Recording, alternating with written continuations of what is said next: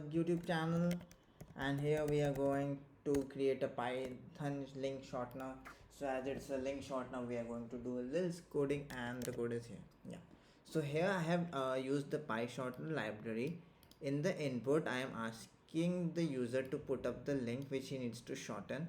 After shortening, I am using the inbuilt functions which have been derived from the module, and after that we are just going to short tinyurl short the link. Okay, so if I'm going to put it like this, for instance, if I'm going to run it, I have this https google.com. Cool. So the link would be tinyurl mbq. So let me check. Oh, it's loading. Oh, preview tinyurl. So like, sorry. I hope you get it. That's something notorious, however. So this is the link. Thank you guys.